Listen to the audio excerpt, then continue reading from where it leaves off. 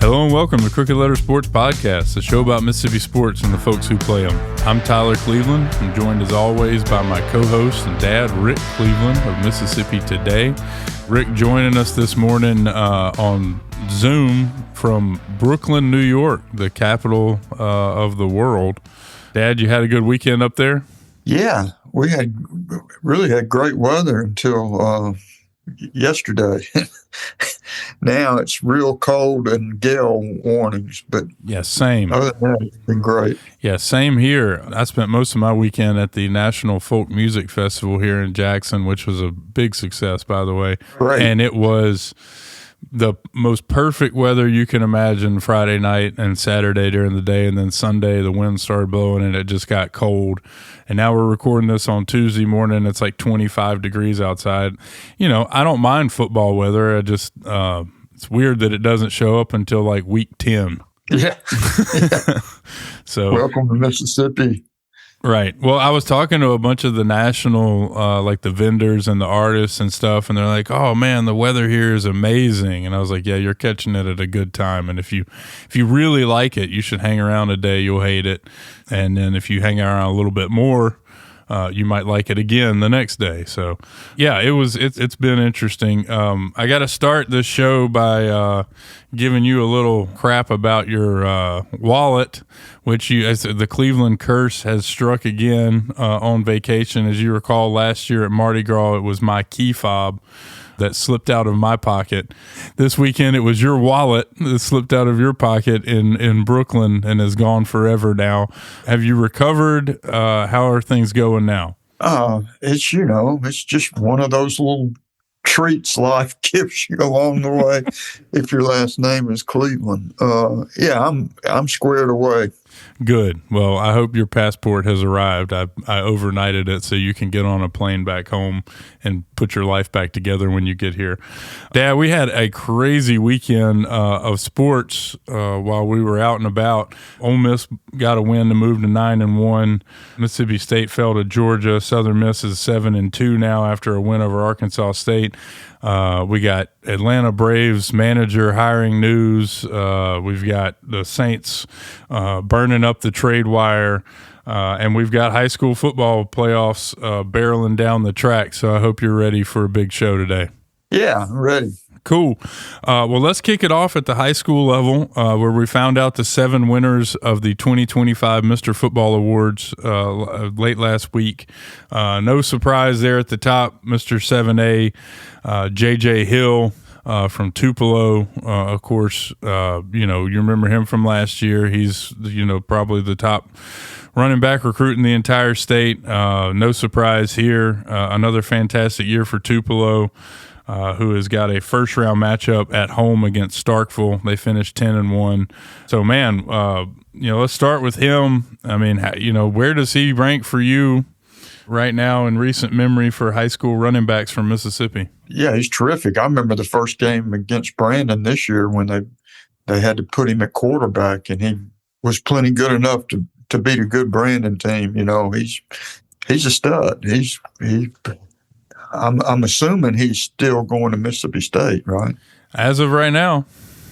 Yeah. But, these things are not near as set in stone as they used to be, but he's still committed there. And he's, just a bowling ball. I mean, he's the kind of guy that can get you yards when there ain't nothing there. So, a fantastic player. I'll quickly run down the list of the other winners. In Class 6A, Picayune offensive lineman Mitchell Smith. Class 5A, West Point defensive lineman Jordan Rush, who, if you haven't seen him play, is as good as anybody out there. Class 4A, Ty Keys, not that Ty Keys, another Ty Keys, a running back from Poplarville. Class 3A, Jamarian Owens, a defensive lineman from Raleigh. Class 2A, Chase Kraft, a quarterback from Heidelberg. And Class 1A, Zay Mays, a two-way player who plays quarterback and DB at Biggersville. Really deserving winners, and I love this award every year. I mean, it's the committee does a great job, and I feel like they got the 7 best guys. Well, I'm just curious about the Hattiesburg wide receiver. Did he he just didn't get picked. No. Well, I mean, he's a fantastic player. I don't think his numbers were as good. I mean, he's talented, and he's still listed as the number one wide receiver in the country. But this award is not for the best college prospect. It is for the best high school player this year in Mississippi. And I think the committee decided that the offensive lineman Mitchell Smith is more important to Picayune than Ty Keys was to Hattiesburg. But no shade on Hattiesburg. I mean, they've had a pretty good season. They're 8-2. They're hosting a first-round playoff game against 7-3 Pearl River Central this weekend. So, if they're feeling miffed about the Mr. Football Award, there's one way to really stick it to them, and that's to go put up huge numbers in the playoffs. And, I wouldn't put it past them to do just that. Yeah. Dad, looking at some of these other first-round matchups, I sent you the list. Did any of them stick out to you? I mean, looks like we got some pretty good ones at the 7A level. Madison Central on the road in the first round of the playoffs. You don't see that a lot. They're at Horn Lake.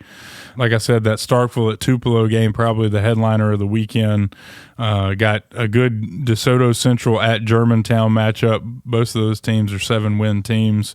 And then Brandon on the road in the first round of the playoffs. You don't see that very often. They're 5-5, taking on 9-1 Ocean Springs down on the coast. Do you give them a shot, Tyler? Do they have a shot at Ocean Springs? Yeah, absolutely. I think Region 3 is traditionally stronger than Region 4. I'm not sure if that gap is as big as it was in past years. And I know Brandon is, like I said, 5-5. They're having a bit of a rough season, but the talent is there. I mean, Brandon is talented enough to hang with any of these teams, if they show up and play well. So I definitely give them a chance. Dad, moving on to the 6A level, it looks like, there's a lot of the people you would expect. I'll tell you what's interesting. The most interesting matchup to me is the defending state champs Grenada, who are 7-3, are on the road at Ridgeland, who finished 9-1. That's an interesting game. I previously mentioned that Pearl River Central at Hattiesburg game, going to be a good one. Man, there's some the crazy one to me is like Terry is 8-2 and they're on the road at Pascagoula. How would you like to go 8-2 and have to go on the road to Pascagoula, who is 5-5? That's tough, man. Yeah, that doesn't make a lot of sense. Nope. But that's part of it. I know one you're interested in at the 5A level, Dad, is Pontotoc is playing at Lanier Friday night. That is 6-4 Pontotoc at 10-1 Lanier, whose only loss is to Cleveland Central. Big game for the Bulldogs in that first round. Yeah, apparently they got some people back. I noticed they won big against Vicksburg last Friday night after they had some injuries that apparently hurt them in the game against Cleveland Central. I'm just assuming they got some of those people back. Yeah, it ought to be a big help. Of course, all roads in 5A lead to West Point, who's still the top-ranked team in the state. They're hosting the Vicksburg Gators, who are 5-5 this Friday night. Would hate to be Vicksburg making that trip up there, I'll say that. Well, you may not want to, but at least you're going to see how you stack up against the best. Yeah, well, make the most of your possessions. That would be the advice I would give to them. Because West Point, they do that boa constrictor thing and just kind of hold the ball forever and squeeze you to death.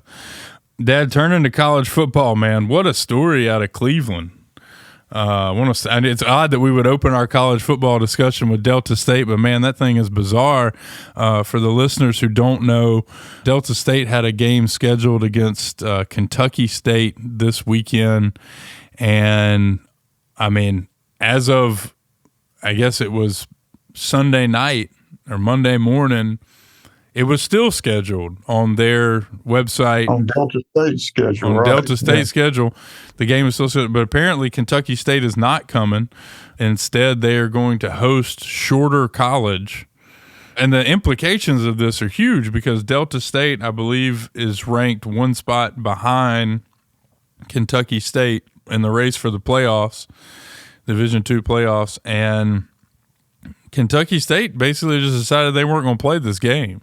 Yeah, actually, they're playing on the road, but they're at Shorter. Yeah, but it's a walkover game. Right. A game they win big. Yeah. Right. A game they're definitely going to win. And it's not 1,000 miles away from home against a ranked Delta State team. That would probably beat them sound. Right.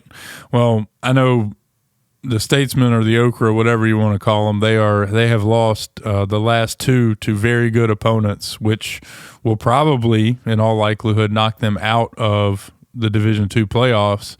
But they had a chance to really improve their resume with this win over the Kentucky State Chickens. And then, now the game's not happening. So where does this leave Delta State? I mean, I saw Todd Cooley's quotes from the press conference on Monday. He was none too pleased and basically just, called it what it was, a bunch of BS. Yeah, they're probably done. It's 2 weeks ago, they're 7-1 and ranked, it looked like they were a sure thing for the playoffs, and now they're 7-3, and somebody's canceling a game on them, and they're probably going to be out. Well, surely, do they have a committee at that level? Is that something somebody could take into consideration? Well, there is a committee at that level, but they still, and the bottom line is they're not going to get to play the game, which would have been a victory over a ranked team, which would have. That's it. Well, that's a bunch of BS. Yeah, I don't think there's any recourse. I don't think there's anything that can be done about it. It's just unfortunate. And I would suspect that this will end all relations between Kentucky State and Delta State from here on in. I mean, I can imagine. And like I said, I called them the Chickens. They're supposedly the thoroughbreds. They ought to act like it. Dad, moving on to the big-time college football, man. Ole Miss moved to 9-1 with a 49-0 win over the Citadel. I guess my big question for you from this game is, I mean, everybody played great. Ole Miss got another win. Why did this game happen? Well, there are a lot of games like this in late November in the SEC. A lot of teams like to play, for lack of a better term, a gimme game before they play a big game at the end of the year. I don't know. As to answer that question, I wish they played somebody better. Just a division, just a FBS team. I mean, here's the deal: is like, so I don't know. Does Ole Miss not get better practicing against its own defense and offense than it would play in the Citadel? Yeah, but you can't sell tickets to that. I beg to differ. You seen those spring game crowds? It's incredible. Yeah. No, I get it. You can't play yourself. I just wish they'd play somebody, because the Citadel is not even a good FCS team. I mean, they got a losing record. I just don't know how much better it makes them. It does. I'll tell you what it did do is it helped Trinidad Chambliss kind of pad his numbers a little bit. Boy, he looked really, really sharp again. And, I mean, if there's not Heisman, I'm surprised there's not more Heisman buzz around him. I am too, but I will say this, and they did move up a spot in the poll too. Yeah. And, again, over a team that won their game. But not impressively enough. Right. But played somebody who has a pulse. Yeah, so I guess if you're looking at the whole for sure scheme of things, maybe you need to do this. Yeah, I guess so. I don't know. I'm kind of surprised. I was looking ahead a little bit to this game against Florida this weekend, which, I mean, Florida's still, for whatever, they're still a dangerous team. I mean, they have talent. I thought they played pretty well in the cocktail party. But Ole Miss is a 15.5-point favorite over the Gators. I didn't think I'd ever see a 15.5-point spread in Ole Miss's favor against Florida. I'm not sure I ever thought I would either, but I'm not so sure I wouldn't lay the points. You'd take Florida. No, You'd take Ole Miss. Okay. Yeah. Yeah, I mean, I think they got a great chance. Of course, that's a 6 p.m. kickoff in ESPN this weekend. Be interesting to see how the Rebels come out. They have, with 2 games left over teams that they will be heavily favored against. I mean, it's hard to see them not making the playoff at this point. Oh, yeah. I mean, it would be a shocker now if they don't make it. Yeah, well, I'm not going to tell any of my Ole Miss friends that, because They've seen, like me, they've seen too much. Yeah. Dad, Mississippi State fell to 5-5 with a 20-point loss to Georgia in Starkville. This one felt a little different than the last couple of losses for State, mostly because I feel like they were completely outmatched, and they got bludgeoned. They had like 3 quarters to the. I mean, at least the fan base had like 3 quarters to come to grips with what was happening instead of like losing it in the last minute of the game. But I mean, I felt like Levy got pants by Kirby Smart, and mostly because like I said, the talent difference. But Georgia ran for over 300 yards. Did you get to catch any of the game? Just a little bit, Tyler. I didn't get to see a whole lot of it, but every time I checked in on it, I didn't see much reason to stay on it. Yeah, well, the most interesting thing I think to come out of it is I think they've got a bona fide QB situation up there now. I think there's a balance between wanting to play Chapin, who was 10 of 15 for 86 yards on Saturday, and now the idea of building for the future, what's best for the program with Kamario Taylor. He was 6 of 10 for 87 yards, but he also ran 12 times for 53 yards to lead the team. I mean, what do you do if you're in this situation? You kind of put the young guy out there and try to build for the future, or? As long as you've got a chance to go to a bowl to finish with 6 or 7 wins, I would just play the guy that I think gives me the best chance to win. So who is the guy that you think gives them the best chance to win? Well, for 4 months now, it's been Blake Chapin, so I'm assuming that's who they'll go. That was my thinking, is like you thought Chapin would give you the best chance to win going into the season. What's different now? I will say they can do some things with Kamario Taylor I don't think they can do with Blake Chapin.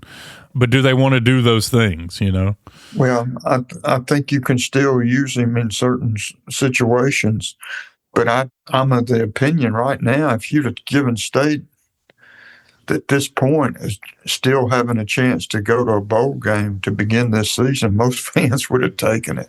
Yeah, what if I gave you the current situation 3 weeks ago, though? I mean, that's different. Yeah, because 3 weeks ago we were talking about it's not whether they'll go to a bowl, but which one, how many wins will they get? And now here we are, 2 weeks left. They've got to beat number 22 Missouri on the road this weekend, where they're 7.5-point dogs, or they got to beat number 6 Ole Miss in Starkville next weekend. That's a tough road to hoe. It is. I do think that the game at Missouri is winnable. I think they can win. I think that's the more winnable, but you never know what's going to happen in that Egg Bowl. I've got friends that are Ole Miss fans who are, still nervous about that one. Yeah. And you should be. Yeah. I mean, that's the ultimate trap game into the regular season against a team you're going to be heavily favored, but it's on the road and it's your rival, and that's tough. Yeah. Dad, Southern Miss moved to 7-2, 27-21 win over Arkansas State on the road.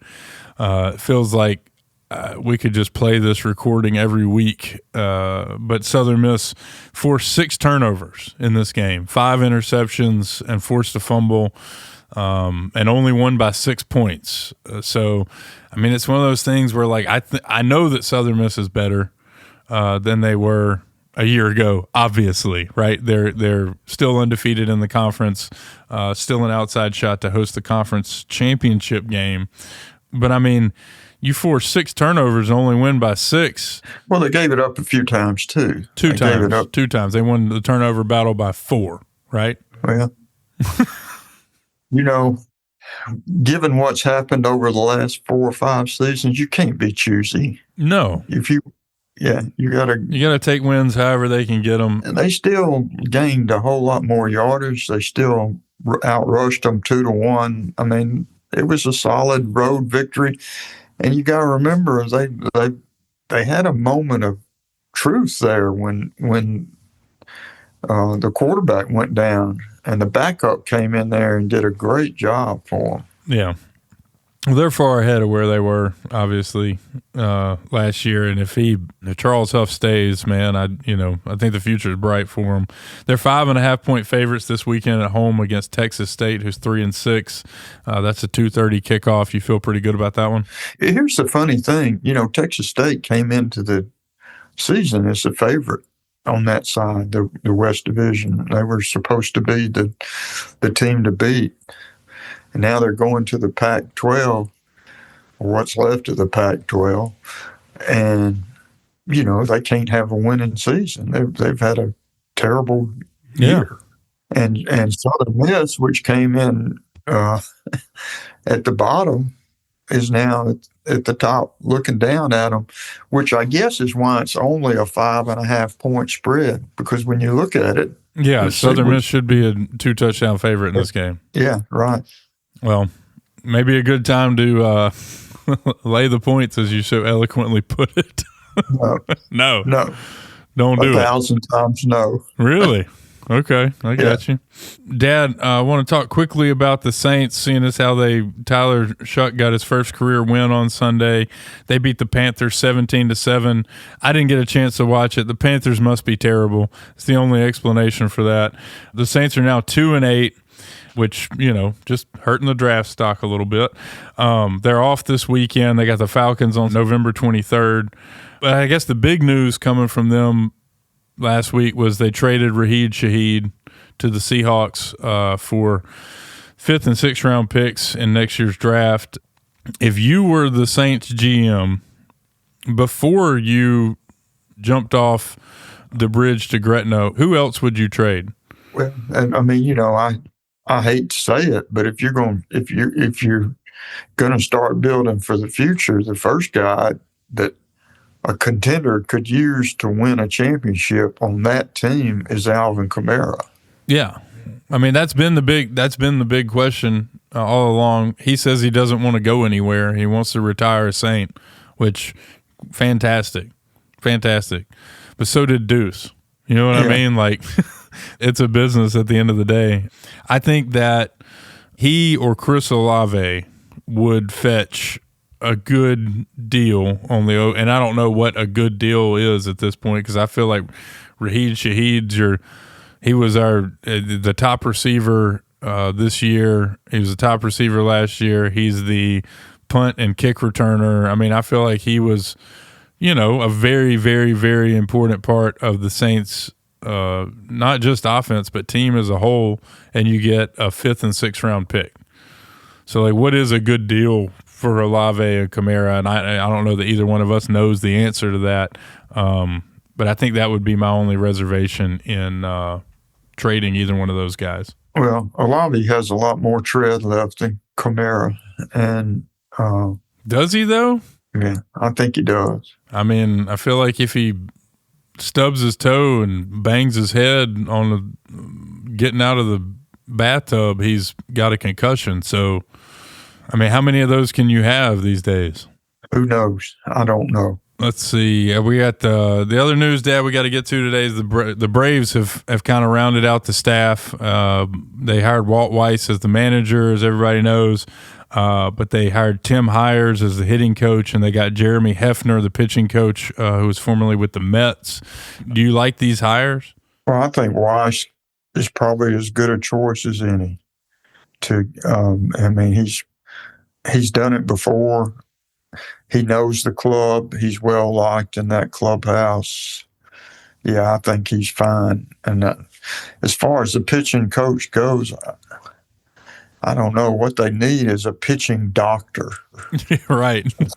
That was going to be my takeaway. It's like, I don't really. I mean, the manager position I'm fine with, and these hires I'm fine with. I'm more interested in what they're doing in the training room. Yeah, it's got to be some end to the injury run they're on right now. They've just got to have healthy arms. Yep, it's been a rough go of it. I think but I think they've made good hires, and if they can stay healthy, I know they're going to contend. I just know they are. They got too much talent on paper not to, and even the guys that struggled a little bit this year got better at the end of the year. So there's plenty of reason to think they're going to be right back in the hunt in 2026. Yeah. Now, while we're on the topic of baseball here in the frigid November, I want to talk about that big game they had up in Starkville, the alumni game. Usually we would not spend time talking about something like this, but my God, they had over 10,000 people there at the Dude. for a fall scrimmage. Yeah. It's pretty incredible. I mean, and we've talked about it on this show before. I mean, how much they love baseball in Starkville. But I think that one takes the cake. I've never seen anything quite like that. Well, they've also opened the pocketbooks, gone out and hired, one of the top 5 coaches in college baseball. Apparently have gone all in on NIL. I think a sleeping giant is about to be awakened. Well, I mean, it's one of those things. If you build it, they will come, to use another baseball term. So I feel like they were all in on it already. I mean, it didn't take this latest hire for me to know that Mississippi State was all in on baseball. They've built a palace up there. I guess the question is, will the success on the field come? Well, the point of what I was saying, everything's changed in the last 5 years in college sports, as you well know. The one place that State was maybe not, top. I mean, the facility's second to none, the fan support second to none, but was the NIL second to none. And I think maybe it has become that in the last 12 months. Well, they say it pays to win. You pay for wins now. So, yeah, that makes sense. Whether you like it or not, that's the way it is. Well, I would agree with that. I still think, as Nick Saban said, you still got to pay the right guys. So O'Connor has a track record of being able to evaluate talent. I just think I think they're going to be ready to roll this year. Well, it's crazy to already be looking forward to baseball season, but in November. But I know both of us are, so that makes sense. Dad, that's about all we've got, all the time we've got this week. You winging it home tomorrow? Yeah. As soon as we get off this call, I'm going to go down to the front desk and see if my passport's gotten here. Well, if it is, we'll give a ringing endorsement to the good folks at FedEx next week. Across the room, I must tell you, your mother's not laughing quite like that. That's good stuff. That's good stuff. Well, y'all be safe getting back, and we'll do this in person next week. Okay, buddy. Bye-bye. Thanks, everybody, for listening in. You can keep up with all of Rick's latest writings over at MississippiToday.org. Bundle up if you're going out tomorrow and get those shorts ready for tomorrow. We'll talk to you.